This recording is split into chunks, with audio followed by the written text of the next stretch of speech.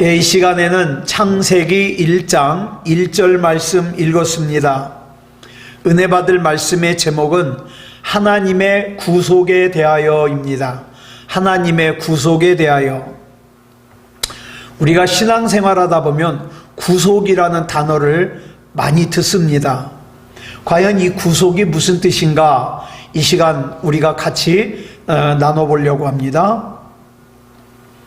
송대관이라는 가수가 아주 오래전에 부른 노래 중에 세월이 약이겠지요 라는 노래가 있습니다.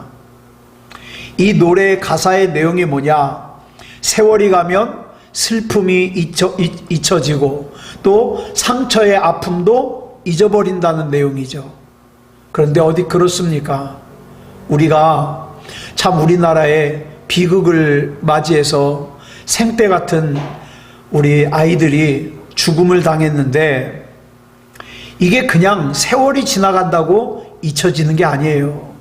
이 아픔도 세월이 지나간다고 잊혀지는 게 아니에요.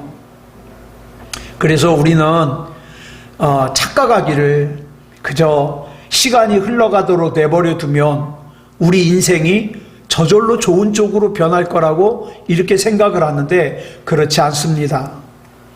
우리 인생은 그냥 시간이 흘러간다고 잘못된 부분이, 아픈 부분이 저절로 좋은 쪽으로 변하질 않아요.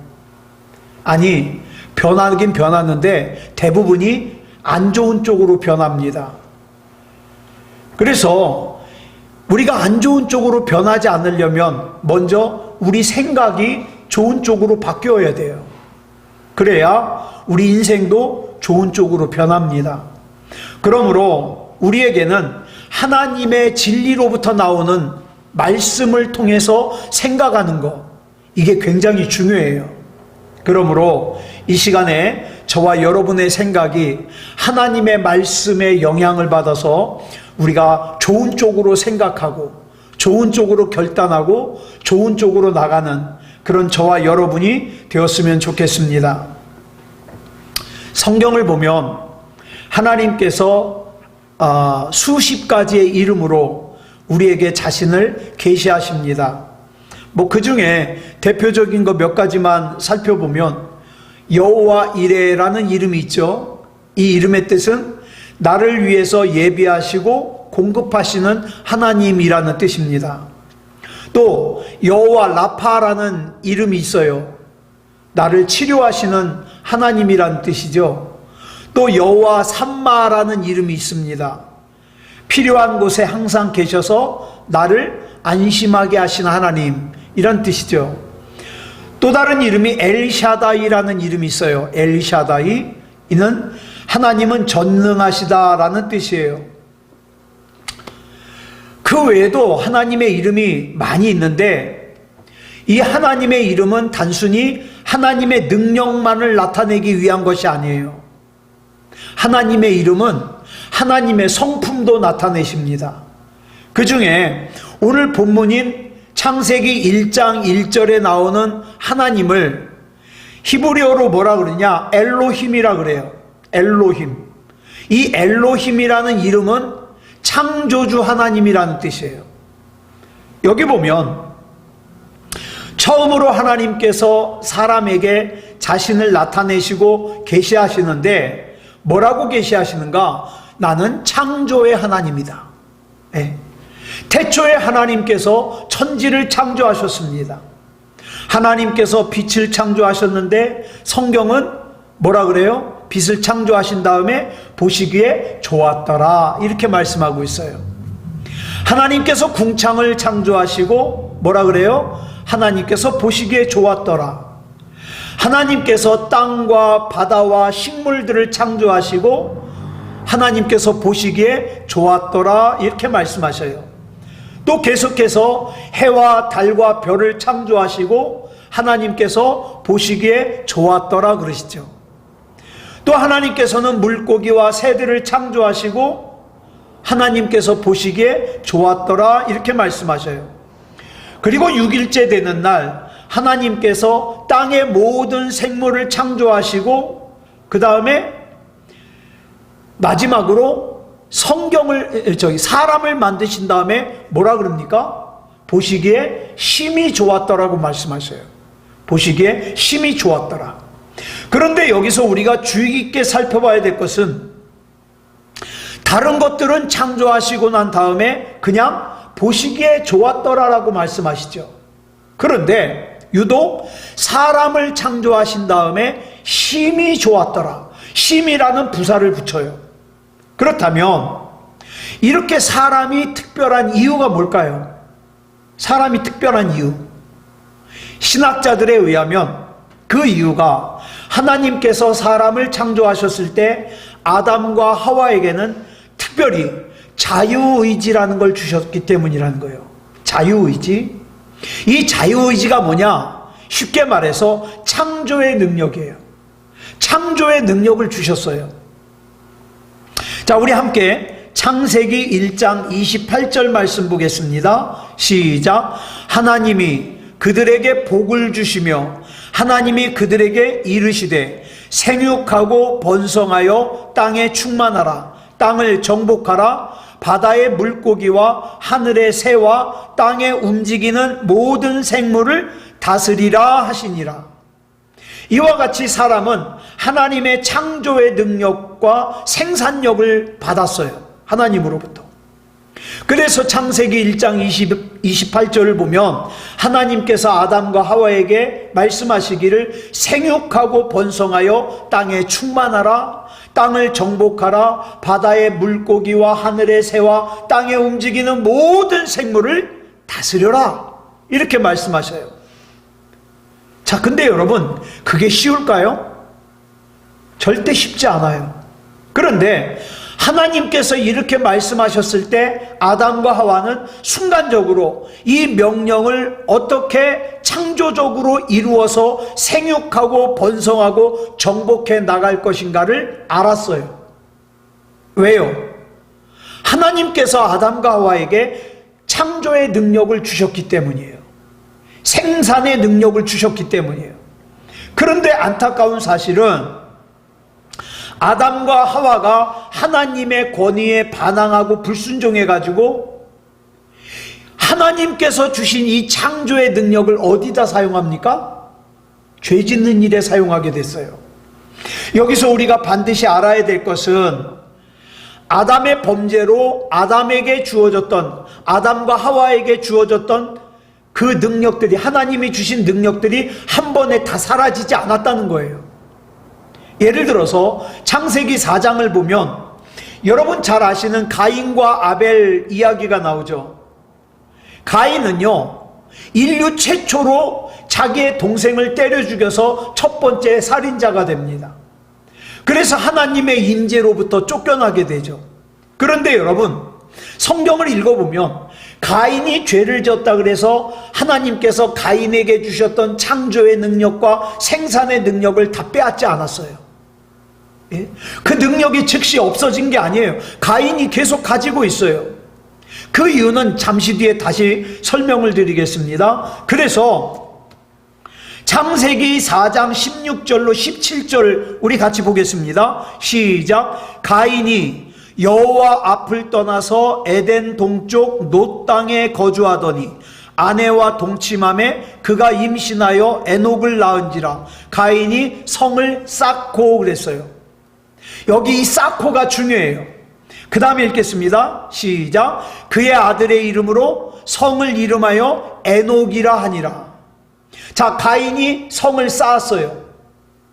그래서 이 가인은요, 인류 역사상 최초의 도시 건설한 사람이 돼요. 예. 그 도시에서 가족이 살았어요. 자녀들이 성장했어요. 그뿐만 아니라 여러 가지를 만들어냈어요. 20절을 보면 이 가인의 후손은 농사만 진 게 아니라 목축업도 했어요. 가축을 치는 자의 조상이 거기서 나왔어요. 이런 일들을 통해서 가인은 사람들에게 많은 일자리를 제공하게 되죠. 또 21절을 보면 그 가인의 후손에서 누가 나와요? 수금과 퉁소를 잡은 모든 자의 조상이 돼서 음악과 오락과 예술의 조상이 돼요. 그 다음에 22절을 보면 구리와 쇠로 여러 가지 기구를 만드는 자가 돼서 제조업의 조상이 돼요. 기계도 만들어요, 악기도 만들어요, 또 파괴하는 무기도 만들어요. 어떻게 가인 혼자 이런 일들을 다 할 수 있었을까요? 어떻게 도시를 만들고 사람들이 살 수 있도록 일자리를 만들 수 있었을까요? 그건 바로 하나님께서 아담과 모든 인류 가운데 주신 창조의 능력과 생산의 능력이 그대로 있었기 때문이에요. 그러니까 아담과 하와가 타락했다 그래서 하나님께서 곧바로 그 창조의 능력과 생산의 능력을 빼앗지 않았어요. 오히려 믿음의 조상 아브라함 같은 사람들은 어떻게 했어요? 아들을 못 낳아가지고 쩔쩔맸는데 이 가인은요, 아이들도 순풍순풍 잘났어요. 예. 그러므로 여러분, 이 사람이 타락했다고 곧바로 모든 능력을 빼앗긴 게 아니에요. 그런데 문제가 있어요. 아담이 하나님 앞에 범죄했을 때 어떤 일이 일어났습니까? 아담의 속사람이 타락하고 부패하자 그 아담의 타락은 뭘로 나타났느냐? 아담의 주변 환경에 영향을 미치기 시작해요. 여러분 잘 보세요. 내가 타락을 해가지고 내가 불평을 하잖아요. 그러면 어느 순간에 내 주변에 있는 사람들이 같이 불평해요. 내가 누군가를 미워하잖아요. 내 주변에 있는 가족들이 같이 미워해요. 왜? 타락한 내 영향을 받는 거예요. 내 영향을. 예. 그러니까 아담과 하와가 타락을 해가지고 그 타락함이 주변에 영향을 미치기 시작해서 함께 타락하고 함께 부패하고 함께 이기적이게 된 거예요. 그래서 다른 사람들을 이롭게 하고 다른 사람들에게 복이 되게 하려고 악기를 만드는 재능을 받았는데 악기를 만들기보다는 뭘 만들었어요? 파괴하는 무기를 만들었어요. 이것이 나중에 사람들에게, 인류에게 더 한 걸음 더 나아가서 하나님의 권위에 도전하는 그런 지경에까지 이르죠. 그래서 창세기 11장을 보면 사람들이 뭘 만들어요? 바벨탑을 만들어요. 그들의 목적은 하늘에 있는 하나님의 보좌에 닿는 거예요. 이 바벨탑의 목적이. 여러분, 하늘에 있는 하나님의 보좌에 닿는다 그러니까 무슨 예배를 통하여 경건하게 닿는 그게 아니에요. 여기서 닿는다는 건 무슨 의미가 있냐? 정복의 의미예요. 하나님까지 정복하겠다는 거예요. 하나님까지. 예. 그러니까 인간이 교만해가지고 하나님께서 주신 창조력과 능력을 가지고 하나님의 나라까지 정복하려고 그러는 거예요. 근데 여기서 중요한 것은 하나님께서 그렇게 타락한 사람들을 보셨을 때 꾸짖거나 그들이 하는 일을 비웃지 않았어요. 야, 니들 암만 해봐라 그게 되나? 비웃지 않았어요. 오히려 창세기 11장 6절을 보면 하나님께서 그 타락한 인간들이 하려고 마음먹은 일을 저대로 그냥 놔뒀다가는 이제는 금할 수조차 없다. 이렇게 말씀하시죠. 같이 읽어볼까요? 시작. 여호와께서 이르시되 이 무리가 한 족속이요 언어도 하나이므로 이같이 시작하였으니 이후로는 그 하고자 하는 일을 막을 수 없으리로다. 여러분, 사람이 그래요. 내가 작은 잘못을 했을 때 빨리 하나님 앞에 회개하고 돌아오지 않잖아요. 그러면 점점 그 죄가 커져가지고 어떻게 돼요? 나중에는 돌아올 수가 없어요. 돌아올 수가. 즉 하나님께서도 사람이 생각하고 마음먹는 것이 얼마나 강한지를 아셔요. 여기 아주 중요한 메시지가 담겨 있는 거예요. 하나님께서 저와 여러분 안에 주신 창조력과 능력은 아주 엄청난 거예요. 그러므로 우리 문제는 열악한 환경이 아니에요. 나는 환경이 안 좋아서, 나는 가정 형편이 안 좋아서. 아니요, 그게 문제가 아니에요. 더 중요한 것은 내가 지금 무슨 생각을 하고 있느냐는 거예요. 에? 왜? 내가 지금 무슨 생각을 하고 있느냐에 따라서 하나님께서 주신 창조의 능력과 생산의 능력을 거기에 사용하거든요. 그래서 그 생각은 나를 살리기도 하고 나를 죽이기도 하는 거예요. 그렇다 그래서 사람이 전지전능하냐? 그건 아니에요. 그저 사람이 타락한 후에는 하나님께서 사람에게 주신 능력을 갖다가 어떻게 해요? 하나님이 빼앗지 않으셨는데, 타락한 사람은 그 능력을 어디다 사용합니까? 악한 일에 사용하는 거예요. 부패한 일에 사용하는 거예요. 그래서 여러분, 계속 말씀드리지만 로마서 1장 28절을 보면 마음에 하나님 두기를 싫어하는 타락한 사람이 하나님께서 주신 것으로 좋은 일에 쓰겠습니까? 아니죠. 좋은 것을 만들어내기보다는 악을 만들어내고, 바울은 그거를 뭐라고 설명했느냐? 상실한 마음이라고 그랬어요. 상실한 마음. 하나님이 주신 재물로 안 좋은 일에 사용하고, 하나님이 주신 능력으로 안 좋은 일에 사용하고, 예배도 안 드리고 기도도 안 하고, 이걸 뭐라고요? 상실한 마음. 즉 마음에 하나님 두기를 싫어하는 타락한 사람이 하나님께서 주신 창조의 능력과 생산의 능력으로 악을 만들어내는 거, 자기만을 위해서 사는 거, 이걸 뭐라 그래요? 상실한 마음이라 그러는 거죠. 이 상실한 마음을 가지고 사는 것을 하나님께서 그대로 내버려 두셨다는 거예요. 그러니까 내가 잘못된 삶을 살아도, 내가 죄를 져도 괜찮네, 내가 예배를 안 드려도 괜찮네, 내가 기도를 안 해도 괜찮네. 그러니까 어떡합니까? 계속 그걸 그대로 그렇게 사는 거죠. 하나님께서 그대로 그렇게 놔두셨다는 거예요. 왜요? 심판받게 하려고. 그러니까 여러분 기억하세요. 내가 조금 잘못된 삶을 살았을 때 하나님께서 즉각적으로 반응하셔서 나로 하여금 내 죄를 깨닫게 하시는 거 복이에요. 그건 복이에요. 그래서 나로 하여금 하나님이 아니면 안 되는 삶을 살게 하는 거, 그게 복이라 이 말이에요. 우리 같이 읽어봅시다. 우리 로마서 1장 28절 시작. 또한 그들이 마음에 하나님 두기를 싫어하며 하나님께서 그들을 그 상실한 마음대로 내버려 두사 합당하지 못한 일을 하게 하셨으니. 예를 들어 볼게요. 원자력이라는 거 있죠. 원자력.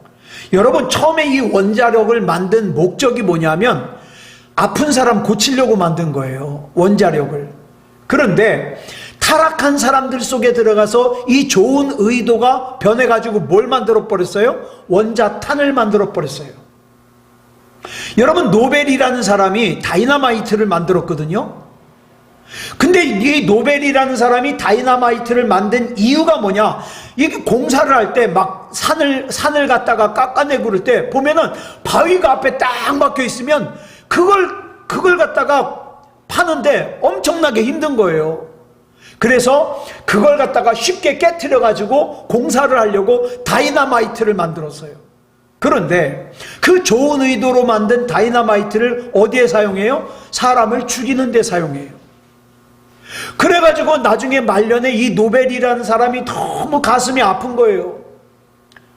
나는 사람을 위해서 이 다이너마이트를 만들었는데 사람들은 이걸 가지고 사람을 죽여요. 그래가지고 노벨이 나중에 죽을 때 자기 전 재산을 다 헌납해가지고 노벨상을 만들잖아요. 그나마 사람들 중에서 좋은 일 한 사람들 뽑아가지고 상을 줘라.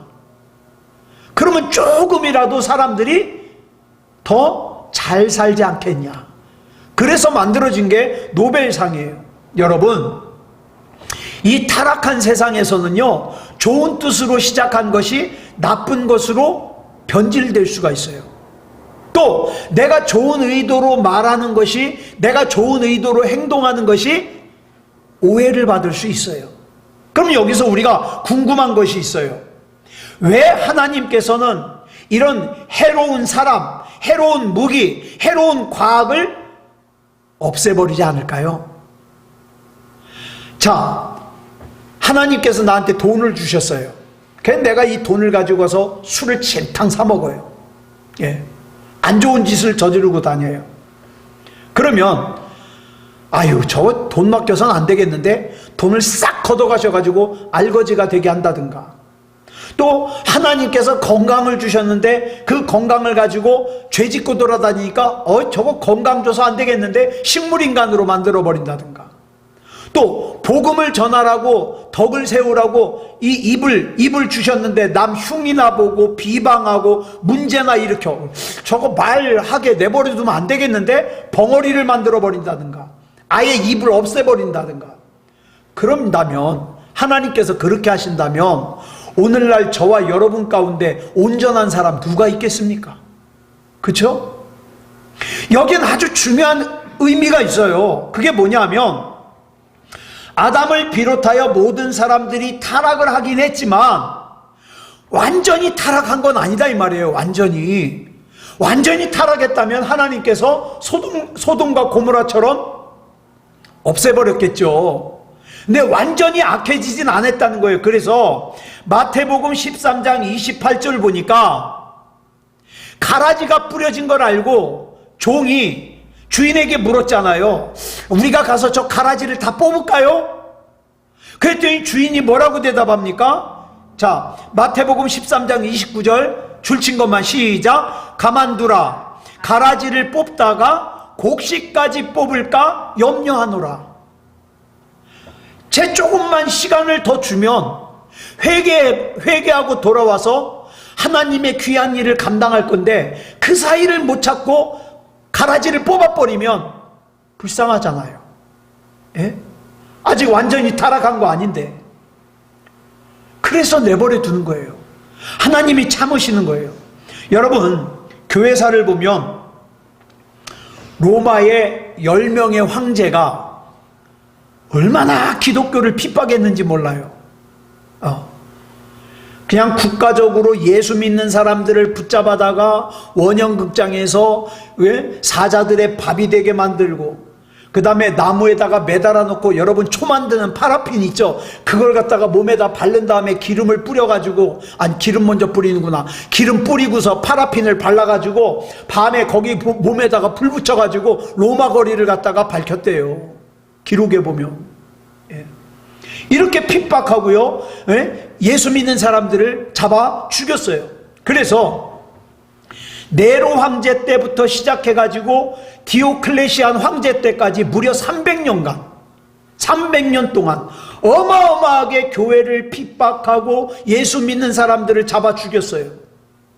여러분 300년 동안 핍박을 당했으니까 교회가 씨가 마를만 하잖아요. 그런데 콘스탄티누스 황제 때 주 313년에 밀라노 칙령이라는 걸 갖다가 공포해가지고 이제는 기독교 믿어도 된다. 예수 믿어도 된다. 이렇게 공포를 해요. 그리고 주 392년에 데오도시우스 황제 때에는 아예 기독교를 로마의 국교로 선포해가지고 온 로마 제국 치하에 있는 나라들은 국가의 명령에 따라 예수를 믿으라고 공포하기까지 돼요. 씨가 마를 줄 알았는데.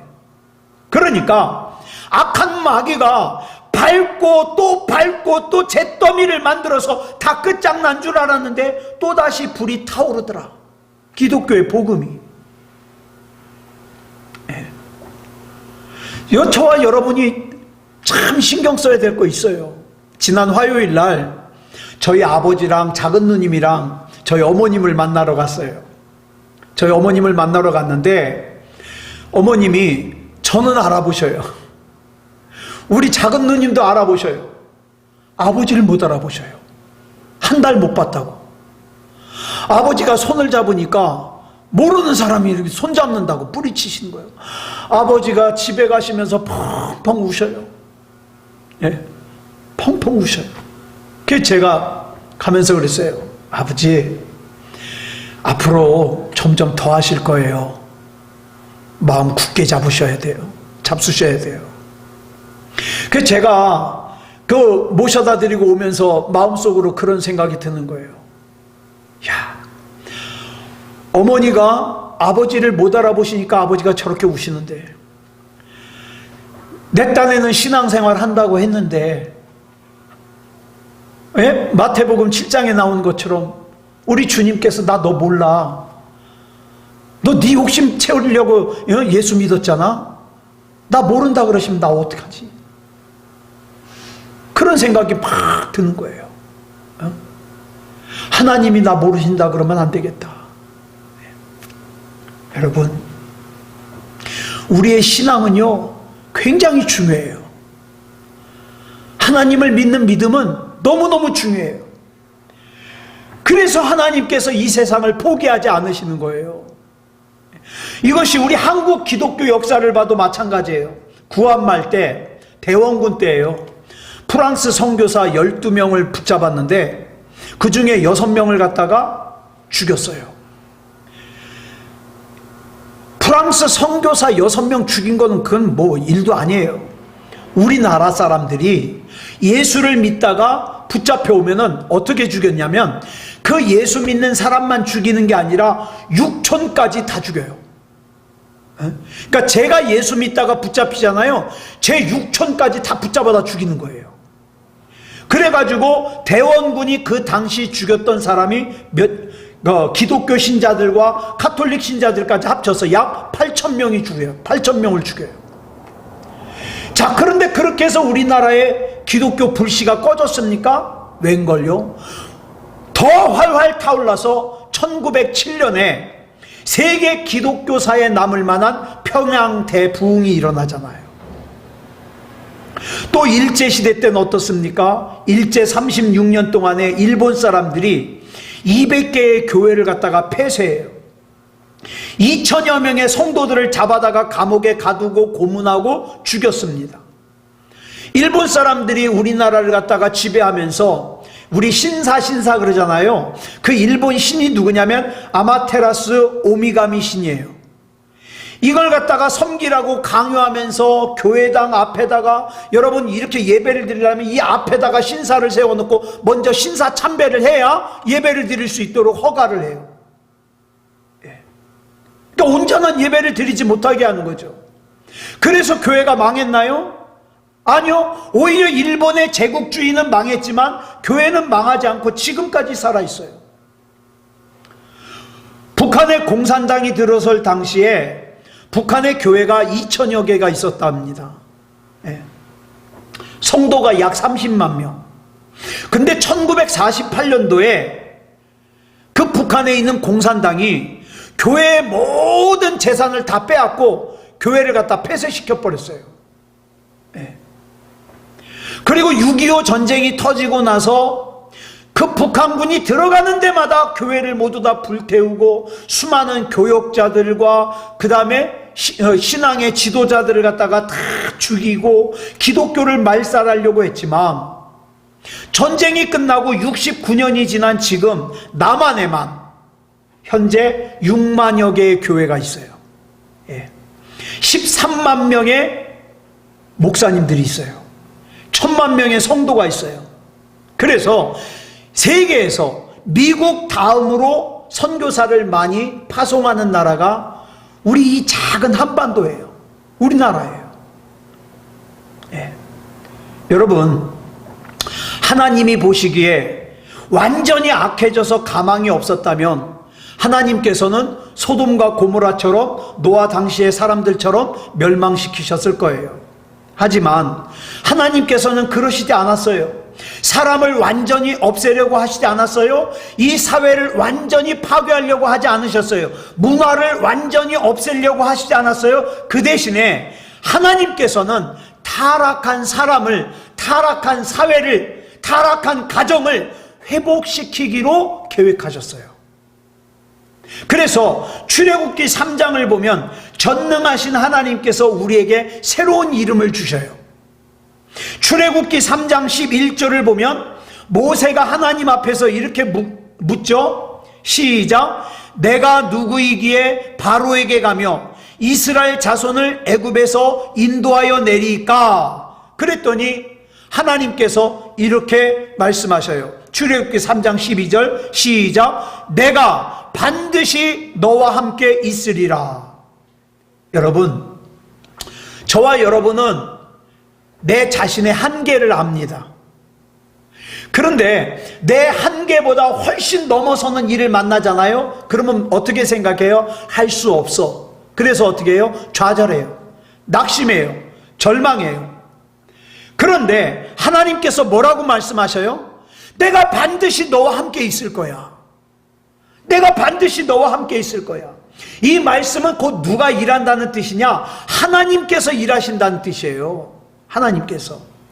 그러자 13절에서 모세가 이렇게 묻습니다. 시작. 모세가 하나님께 아뢰되 내가 이스라엘 자손에게 가서 이르기를 너희의 조상의 하나님이 나를 너희에게 보내셨다 하면 그들이 내게 묻기를 그의 이름이 무엇이냐 하리니 내가 무엇이라고 그들에게 말하리까?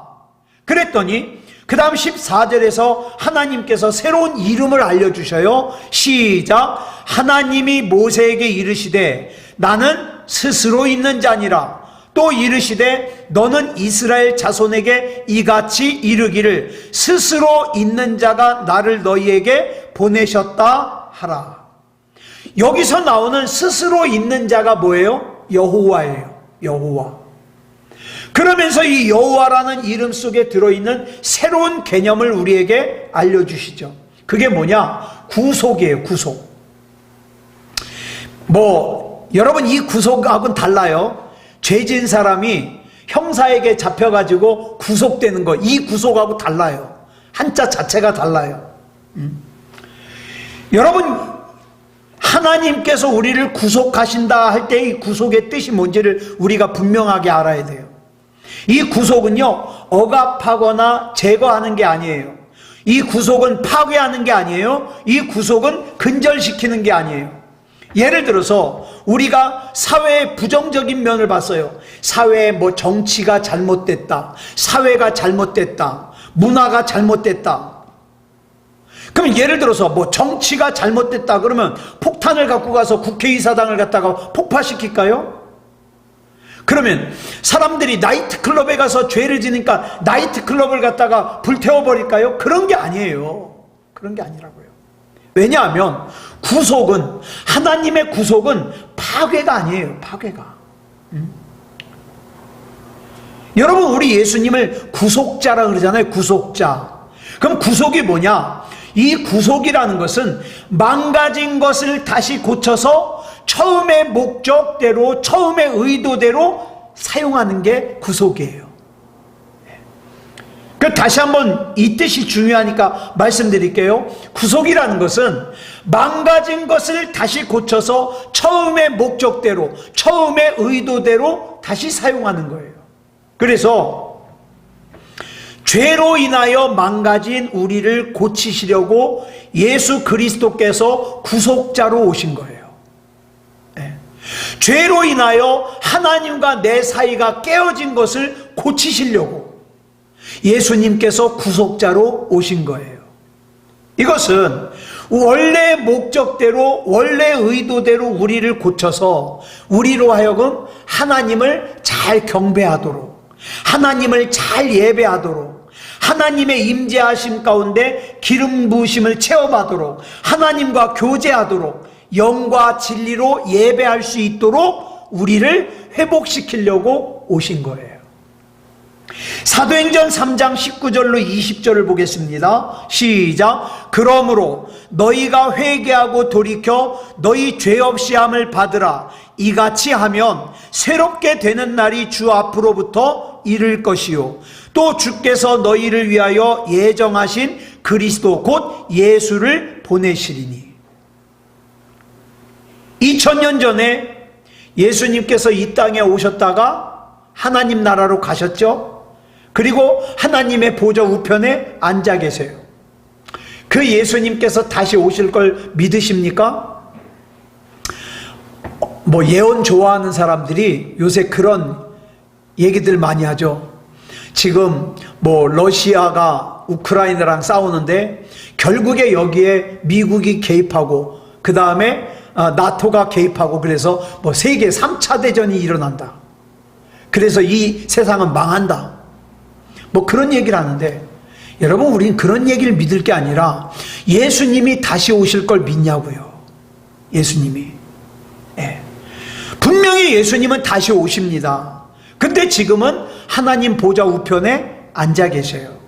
자, 21절 보겠습니다. 시작. 하나님이 영원 전부터 거룩한 선지자들의 입을 통하여 말씀하신 바 만물을 회복하실 때까지는 하늘이 마땅히 그를 받아두리라. 이 말씀도 보면 하나님의 목적은 모든 죄악된 것을 파괴하는 것이 아니라 회복시키는 거예요. 예수님께서는 천국에서 우리에게 너는 테러리스트가 되어서 죄악을 파괴해라, 그런 걸 바라시지 않는 거예요. 여러분, 우리가 뭘 파괴하고 뭘 싸우고 그게 중요한 게 아니라 그냥 내가 믿음다운 믿음을 가지고 신앙을 잘 지키면 악은요 자동으로 나로부터 멀어지게 돼 있어요. 나로부터. 그러니까 내가 믿음다운 믿음을 가지기만 하면 돼요. 그래서 예수님은 만유를 회복시키기를 원하셔요. 이 회복이 뭐라고요? 구속이에요. 구속. 예. 망가진 것을 하나님의 원래 목적과 의도대로 회복시키는 거예요. 그래서 19절을 보면, 사도행전 3장 19절을 보면 이 구속을 뭐라고 설명하고 있어요? 회개하고 돌이켜 죄사함을 받는 거. 예. 이게 우리 하나님의 구속이에요. 구속이란 사람들이 회개하고 돌이키는 거예요. 이 정도 죄는 괜찮겠지? 아니요. 회개하고 돌이켜야 돼요. 사회가 죄악에서 돌이켜야 돼요. 어둠이 빛으로 돌이켜야 돼요. 죽음에서 삶으로 돌이켜야 돼요. 우상을 섬기는 삶에서 하나님을 경배하는 삶으로 돌이켜야 돼요. 하나님께서 주신 창조의 능력과 생산의 능력을 악한 데 사용하던 것에서 돌이켜야 돼요. 그래서 원래의 목적대로, 원래의 의도대로 사용되어져야 돼요. 그러므로 우리의 영혼뿐만 아니라 우리의 삶의 모든 것이 회복돼야 돼요. 이것이 뭐라고요? 구속. 여러분, 우리 가정이 하나님 앞에 구속을 받기 위해서는, 회복되기 위해서는 누가 먼저 변하면 돼요? 내가 먼저 변하면 돼요. 그저 내가 하나님 앞에서 믿음다운 믿음이면 우리 가정은 구속받을 수 있어요. 하나님 앞에. 그러므로 사람들은 거듭나야 돼요. 우리 가족들이 거듭나야 돼요. 우리 교육이 거듭나야 돼요. 결혼이 거듭나야 돼요. 교회 사역이 거듭나야 돼요. 사업이 거듭나야 돼요. 모든 것이 다 하나님께서 원래 기쁜 가운데 계획하셨던 그 원래의 의도대로 회복돼야 돼요. 간혹 보면 나쁜 사람이 교회에 막 다니면 그런 얘기들 하잖아요. 아유, 어떻게 저런 사람이 계속 교회에 나오게 내버려둬? 네. 답은 간단해요. 그 사람이 거듭나서 하나님 앞에 구속받아야 되기 때문에 나와야 되는 거예요. 예. 여러분, 아픈 병자에게 의사가 필요하듯이 우리 예수님은 누구에게 필요해요? 구속받을 사람에게 필요해요. 내가 죄인이라는 걸 아는 사람에게 필요해요. 나는 의인이야, 나는 회개할 게 없어, 그 사람에겐 예수님이 필요가 없어요. 그런데 나는 죄인입니다, 나는 구속이 필요해요, 난 회복이 필요해요, 난 회개가 필요해요, 그런 사람에게 예수님이 필요한 거예요. 예. 그래서 삭개오가 구원받았을 때 예수님이 뭐라 그럽니까? 시작. 예수께서 이르시되 오늘 구원이 이 집에 이르렀으니 이 사람도 아브라함의 자손이미로다. 여기 보면 오늘 구원이 내게 이르렀으니 이르지 않았어요. 뭐라 그랬어요? 오늘 구원이 이 집에 이르렀으니. 무슨 뜻이에요? 내가 구원받으면 나뿐만 아니라 내 가족이 구원받아요. 우리 가정이 구원받아요. 내 사업이 구원받아요. 내가 하는 일이 구원받아요. 그래서 오늘 구원이 이 집에 이르렀다는 거예요. 누구 때문에? 회개한 삭개오 때문에. 말씀을 정리하겠습니다. 하나님께서 주신 능력을, 하나님께서 주신 시간을, 재물을, 건강을 죄 짓는 일에 사용하면 안 돼요. 예. 누가 타락하면은 눈살을 찌푸리죠. 저 사람은 뭐 예수 믿는 사람이 저래? 아니요, 찌푸릴 필요 없어요. 내가 하나님 앞에 온전히 구속을 받으면 내가 하나님 앞에 온전히 회복되면 이 집에도 구원이 임하는 거고, 이 교회에도 구원이 임하는 거고, 내 사업장에도 구원이 임하는 거예요. 그러니까 중요한 건 뭡니까? 내가 먼저 믿음다운 믿음이 되는 거죠. 네. 그래서 이거 기억하세요. 우리 하나님께서는 저와 여러분을 고쳐서 원래 하나님의 뜻에 합당하게, 원래 하나님의 의도대로 사용하시기 원하십니다. 오늘 우리가 하루 살면서 과연 내가 했던 말, 내가 했던 행동, 내가 오늘 하루 동안 산 삶이 하나님의 의도된 삶 맞습니까? 하나님이 원하시는 거 맞습니까? 아니라면 우리 기도해야 돼요. 하나님, 나 구속해 주시옵소서. 나 원래대로 회복시켜 주시옵소서. 그래서 내가 원래대로 회복돼야 우리 가족도 회복돼요. 우리 교회도 회복돼요. 이렇게 하나님 앞에 구속의 은혜가 충만한 저와 여러분이 되기를 그리스도 예수님의 이름으로 축원합니다. 기도하겠습니다. 사랑의 아버지 하나님, 감사합니다. 하나님의 은혜 가운데 이 시간 불러주셔서 하나님의 구속에 대하여 살폈습니다. 사랑의 아버지 하나님, 우리 약합니다. 부족합니다. 하나님이 아니면 안 됩니다. 먼저 하나님께서 우리를 고쳐주셔서 하나님의 원래 뜻대로, 의도대로, 목적대로 사용해 주시옵소서. 그리고 우리 가족도, 우리 가정도, 우리 교회도, 이 나라 이 민족도 하나님의 구속함을 받게 해 주시옵소서. 모든 것을 우리 주님 앞에 맡겨드리오며 그리스도 예수님의 이름으로 간절히 기도드렸사옵나이다. 아멘.